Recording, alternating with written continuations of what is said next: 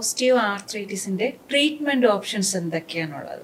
നമ്മൾ osteo arthritis ആണെന്ന് നമ്മൾ ഡയഗ്നോസ് ചെയ്ത് കഴിഞ്ഞ് കഴിഞ്ഞാൽ നമ്മൾ അതിന് ബേസിക്കലി ട്രീറ്റ്മെന്റ് നമ്മൾ ഒരു കൺസർവേറ്റീവ് ട്രീറ്റ്മെന്റും ഉണ്ട്, സർജിക്കൽ ട്രീറ്റ്മെന്റും ഉണ്ട്, റീഹാബിലിറ്റേഷനും ഉണ്ട്. കൺസർവേറ്റീവ് ട്രീറ്റ്മെന്റ് എന്ന് പറഞ്ഞു കഴിഞ്ഞാൽ നമ്മൾ ഇനിഷ്യലി ഒരു തേയ്മാനമായിട്ട് വരുന്ന ഒരാൾക്ക് അത് ആ സ്റ്റേജിനെ ഒരു ചെറിയ സ്റ്റേജ് ഒക്കെ ആണെന്നുണ്ടെന്നുണ്ടെങ്കിൽ നമുക്ക് മരുന്നുകൾ കൊടുക്കാം.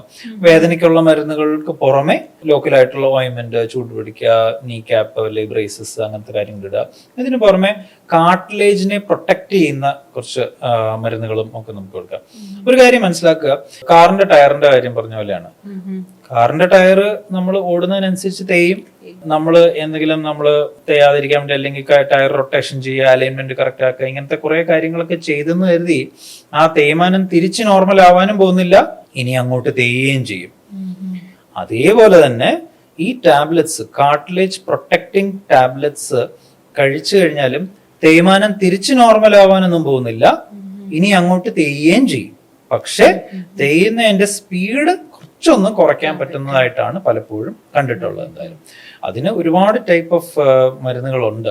Glucosamine, diacerein, chondroitin, hyaluronic acid, അങ്ങനെ ഒട്ടേറെ type of cartilage protecting drugs വിപണിയിലുണ്ട്.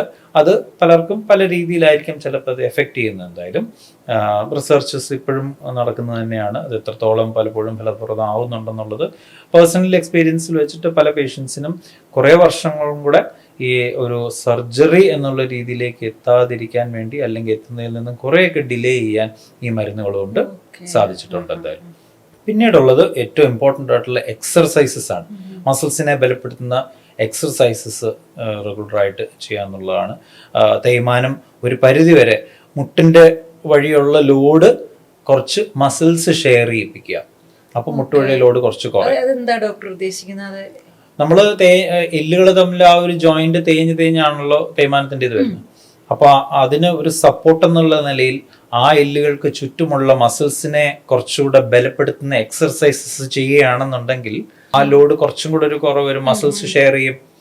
അപ്പം ആ ഒരു വേദന ഒരു പരിധിവരെ കുറയ്ക്കാൻ പറ്റും, തേയ്മാനത്തിന്റെ സ്പീഡ് ഒരു പരിധിവരെ കുറയ്ക്കാനും പറ്റും. എക്സർസൈസസ് വളരെ ഇമ്പോർട്ടൻ്റ് ആണ്. എന്തായാലും അതിലൊന്നും വെച്ച് നിൽക്കുന്നില്ല എന്നുണ്ടെന്നുണ്ടെങ്കിൽ സ്റ്റേജ് 4ലേക്ക് തേയ്മാനം കൂടുന്ന ഒരവസ്ഥയുണ്ടെങ്കിൽ ദൈനംദിന ജീവിതത്തിൽ ചെയ്യേണ്ട കാര്യങ്ങൾ പോലും ചെയ്യാൻ പറ്റാത്ത രീതിയിൽ തേയ്മാനം അല്ലെങ്കിൽ ആ മുട്ടുകൾ അല്ലെങ്കിൽ ആ ജോയിന്റ് ബുദ്ധിമുട്ടിക്കുന്നുണ്ടെങ്കിൽ എക്സ്റേനകത്ത് സ്റ്റേജ് 4 അവിടെയാണ് ഓപ്പറേഷൻ ചെയ്യുന്നതിന്റെ പ്രസക്തി എന്ന് പറയുന്നത്.